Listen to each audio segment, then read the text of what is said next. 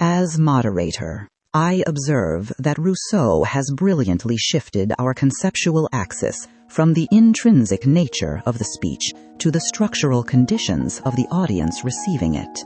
Rousseau, speaking from the severe social stratifications of 18th century France, you capture the vital truth that systemic inequality is the rotting wood that makes hate speech combustible. Conversely, Mill, speaking from the rapidly standardizing culture of 19th century Britain, you capture the truth that a community completely insulated from dangerous sparks loses its intellectual vitality. This presents a fascinating synthesis. Perhaps the ultimate defense against the demagogue is not Plato's authoritarian censorship, but the structural eradication of the societal resentments that demagogues exploit. Yet this synthesis contains a hidden, dangerous contradiction. If the fireproof masonry of the general will requires absolute communal unity to naturally repel the arsonist's torch, does it not inadvertently create an invisible, suffocating conformity? Mill, if Rousseau's perfectly equal society naturally starves the arsonist's fire without formal censorship, would you accept this solid masonry as a triumph of human progress? Or does such absolute ideological solidarity terrify you as the ultimate death of individuality? Rousseau's solid masonry terrifies me, embodying the suffocating despotism of custom I witnessed in Victorian England. A society repelling dissent through absolute solidarity merely replaces the magistrate's iron gag with the invisible, crushing weight of public conformity. Imagine a grand choir trained to sing only one perfect, unified chord. If a solitary singer introduces a complex new melody, the overwhelming masonry of their harmony will instinctively drown him out as a madman. By eradicating all combustible wood to prevent hatred's fire, Rousseau fatally extinguishes the vital spark of eccentricity required for human progression. As moderator, I observe a stark dialectical collision regarding the true nature of social disruption. Mill, reacting against the stifling social orthodoxy of 19th century Victorian England, you capture the truth that protecting the eccentric pioneer is absolutely essential to prevent civilizational stagnation.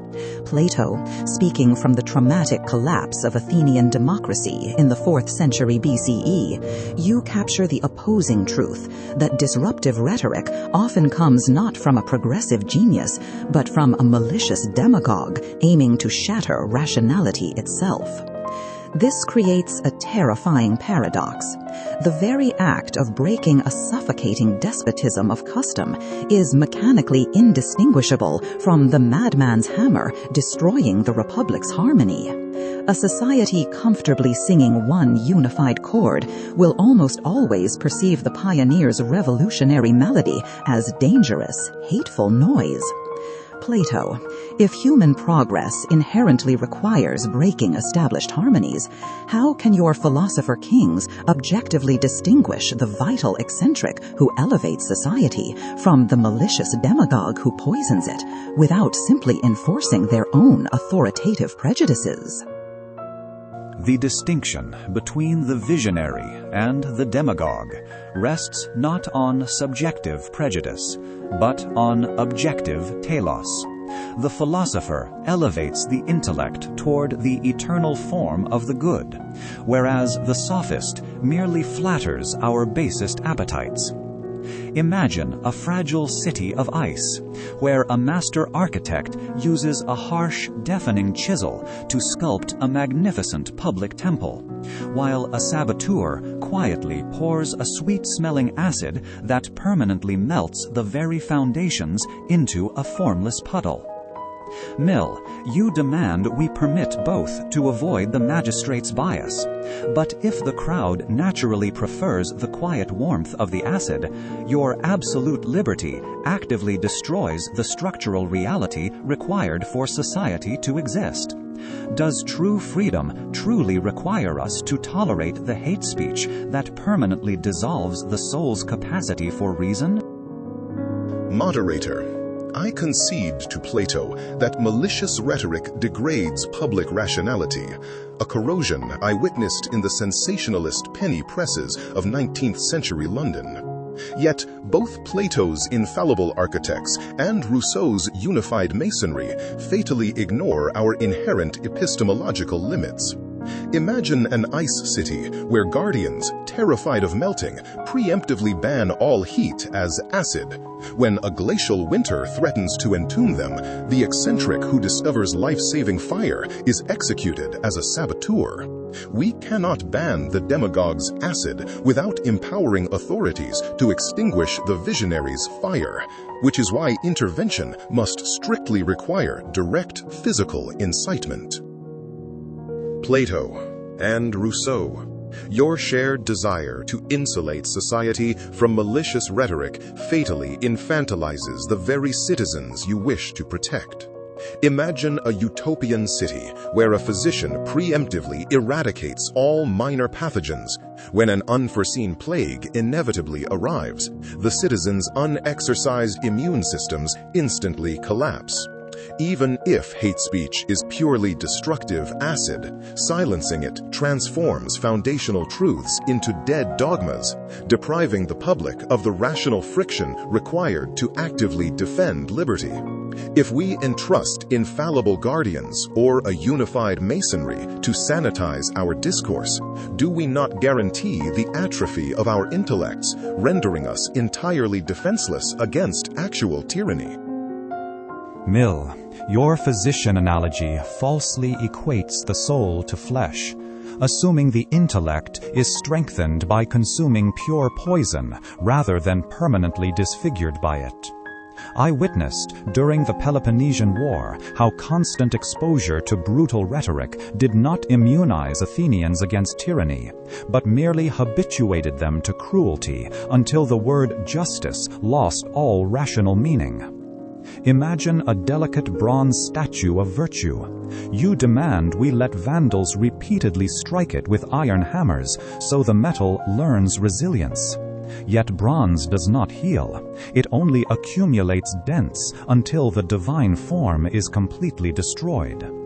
You defend the friction of hate speech to prevent dead dogma. But if malice shatters the very rational faculties required to process debate, how can the battered soul ever discern the good? Rousseau, does your general will possess a magical forge to repair these irreparably dented citizens? Or does your egalitarian masonry merely melt them down into a uniform, thoughtless slag? I concede to Plato that souls deeply corrupted by civilized vanity resemble irreversibly dented bronze, a disfigurement I lamented in 18th century Paris. Yet your statue analogy assumes citizens are merely passive metal, while Mill's physician imagines only solitary struggles against disease. Imagine enslaved galley rowers. If one sings a hateful rhythm to sabotage the ship, the master's whip breeds resentment, while absolute liberty invites shipwreck. However, if these men break their chains to row freely toward a beloved homeland, the hateful song naturally starves, because the shared joy of egalitarian liberation renders such malice absurd. Why debate how to manage the demagogue's poison when it is the brutal architecture of inequality itself that creates man's appetite for this venom? Rousseau, your emancipated rowers dangerously conflate social harmony with epistemological certainty. Imagine perfectly equal sailors navigating a treacherous strait. If they unanimously silence a hateful navigator who aggressively warns of a hidden reef because his abrasive tone disrupts their solidarity, their democratic ship will still sink. Plato, The intellect is not passive bronze permanently disfigured by strikes, but a living faculty requiring the friction of hostile resistance to function. Trusting infallible guardians or egalitarian consensus to sanitize discourse inevitably blinds us to the ugly garments that vital truths often wear. Mill, I witnessed in the Athenian assembly how Cleon's bloodthirsty rhetoric did not offer harsh truths, but deliberately shattered the rational compass required to navigate at all. You claim the intellect needs the friction of malice to remain vital, but imagine constantly rubbing coarse sand into a living eye so the organ learns resilience. You do not strengthen its vision, you permanently blind it to the sun. You assume all speech contains hidden epistemological value, but what if hate speech is merely a blinding weapon that destroys our capacity to perceive the good? Rousseau, if your rowers are already blinded by this sand, how can mere structural equality restore their sight? Plato, your blinded eye analogy captures the spiritual mutilation I witnessed among the vain aristocrats of 18th century France. Yet you and Mill assume this malicious sand is an inevitable natural force, rather than a weapon manufactured by artificial social hierarchies. Imagine starving prisoners in a dark dungeon fighting over a single torch. Mill defends their liberty to scorch each other's eyes, while you would confiscate the fire, leaving them in perpetual darkness. If we simply dismantle the dungeon of inequality, stepping into the sunlight of the general will, the weaponized torch becomes entirely obsolete. Why debate how to police the symptoms of civilized malice instead of curing the structural inequality that makes men desire to blind their brothers?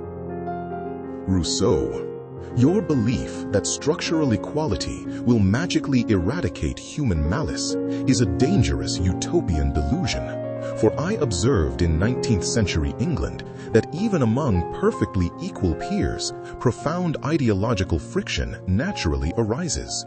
Plato, you equate hateful speech to blinding sand, but this fatally assumes an infallible authority can perfectly distinguish malicious harm from abrasive medicine.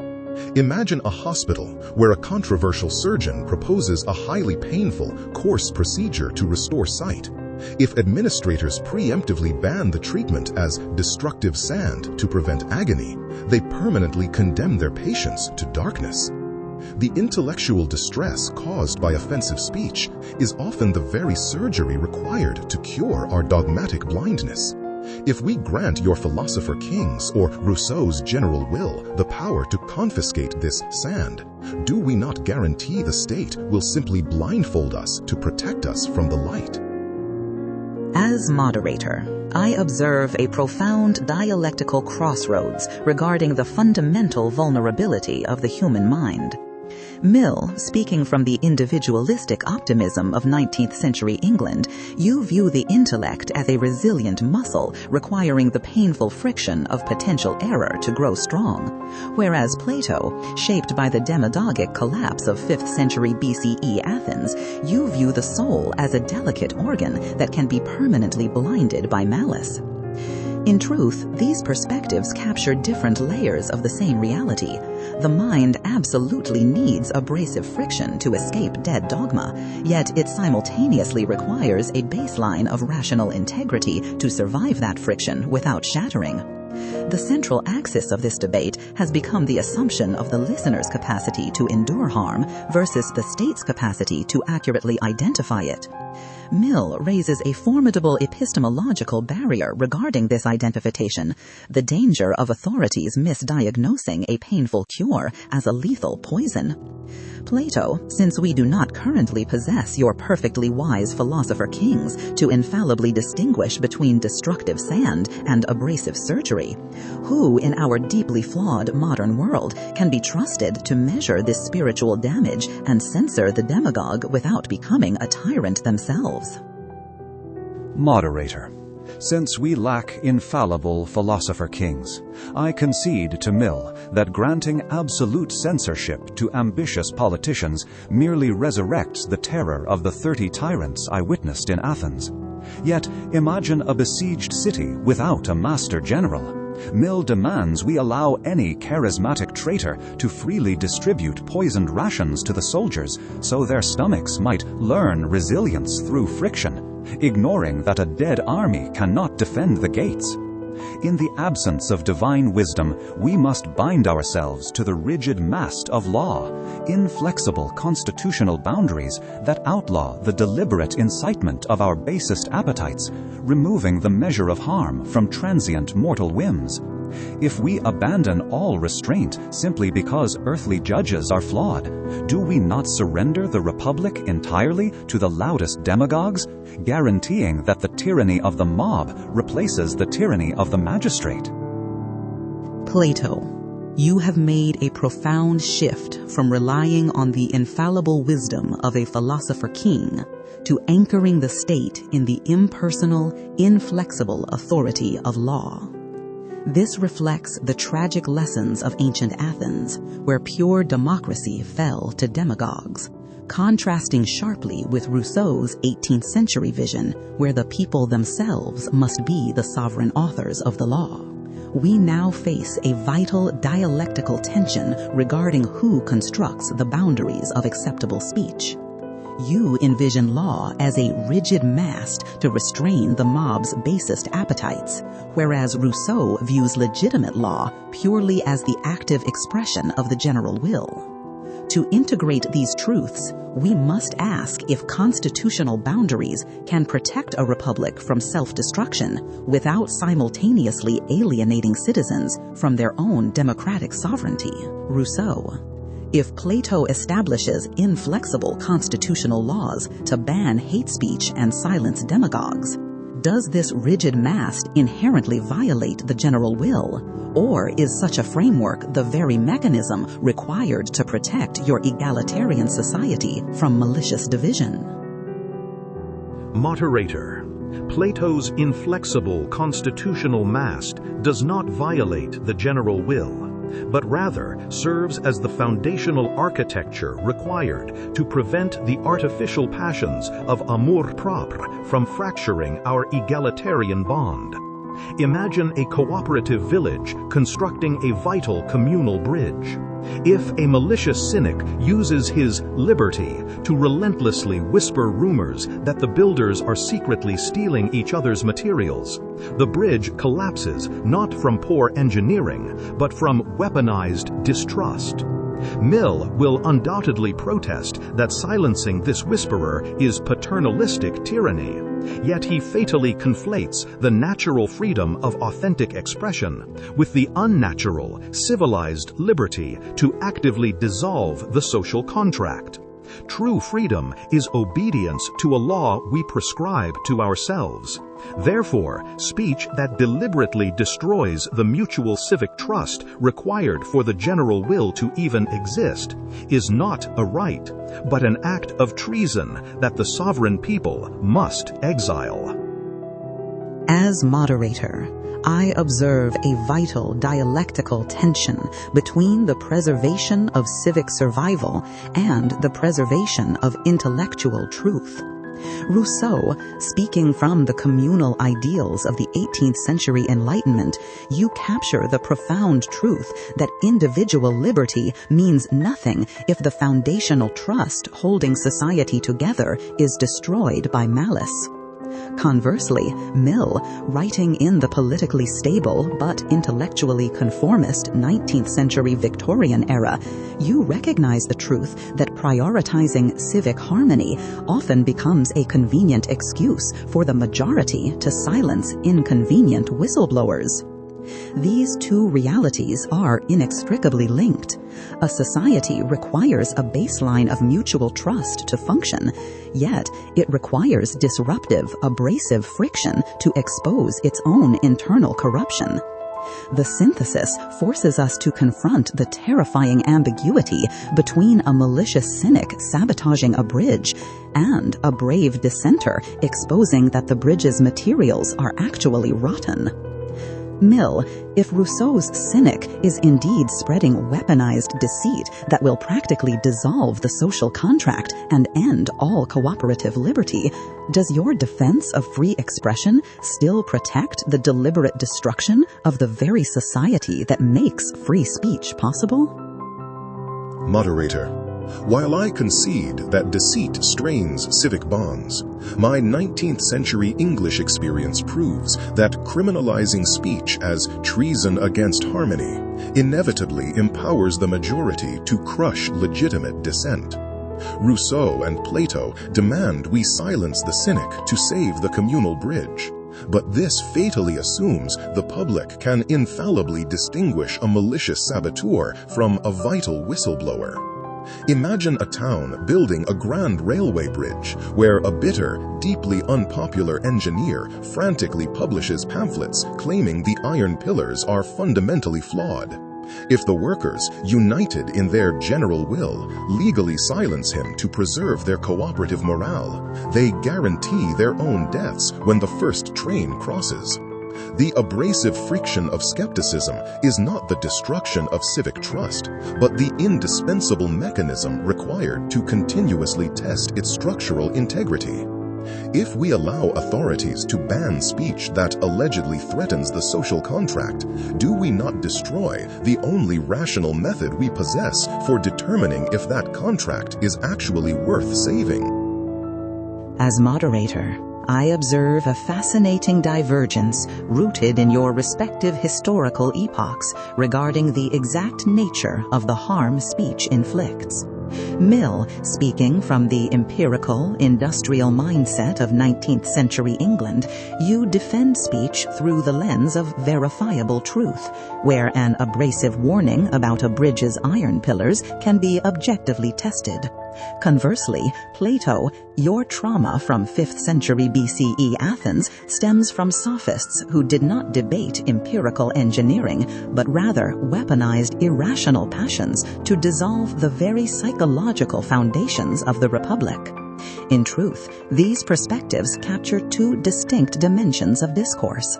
Mill rightly protects the friction of factual dissent, while Plato highlights that some speech bypasses reason entirely to attack the civic bond itself. The synthesis demands we recognize that hate speech often operates not as a claim about objective reality, but as a deliberate mechanism to destroy our mutual capacity to deliberate at all.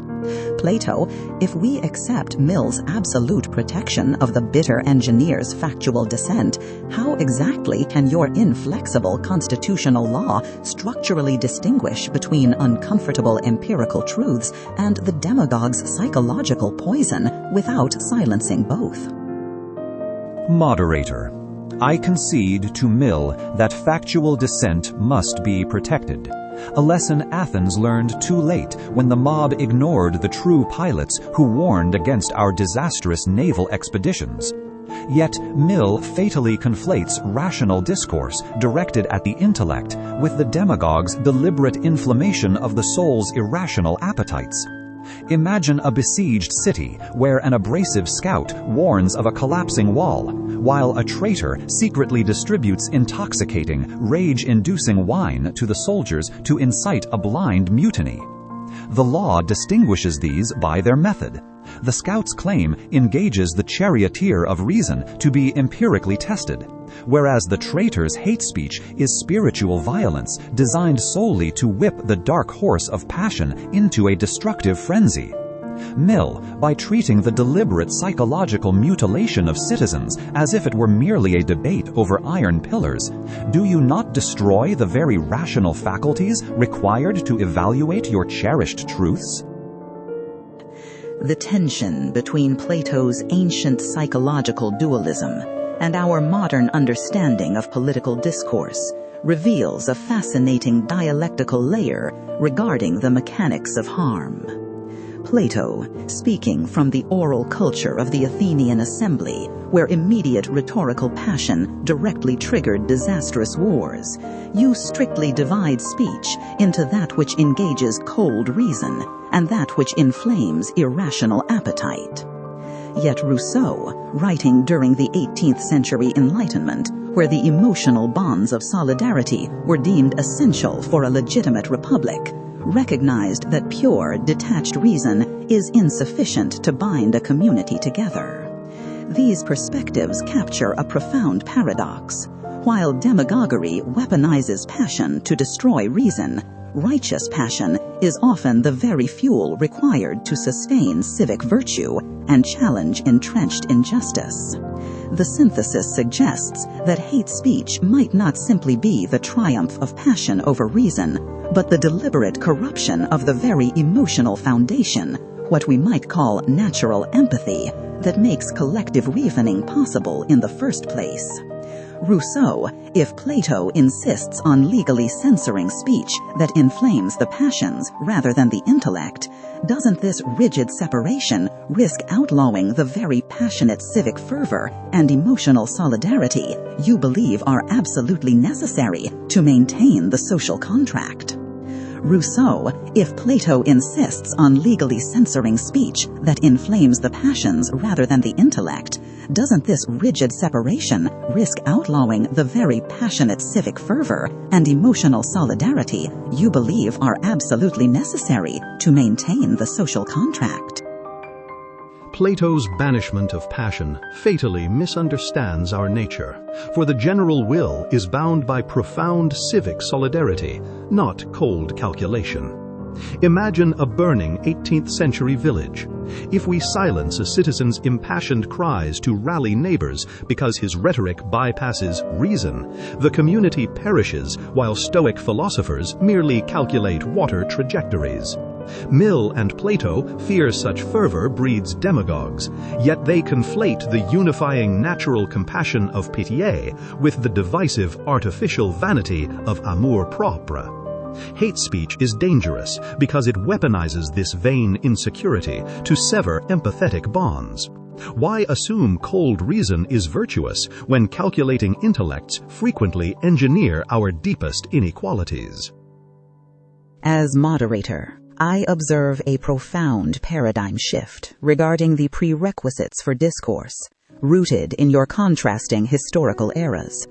Rousseau, reacting against the cold calculation of the 18th century Enlightenment, you capture the truth that a republic is bound by emotional solidarity.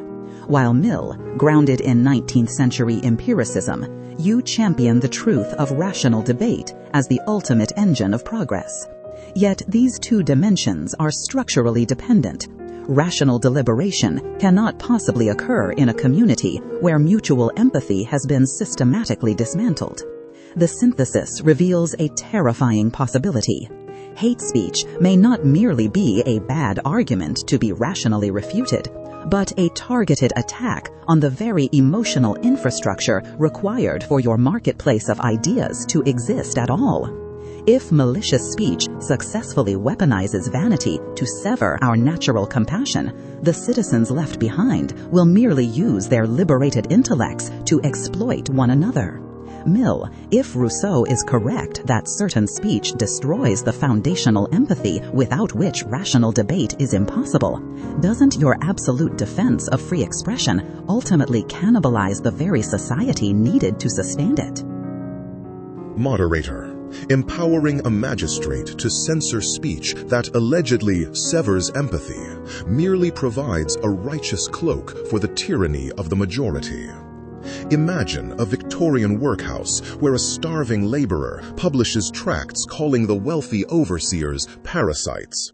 Rousseau would silence this as divisive malice, destroying civic solidarity.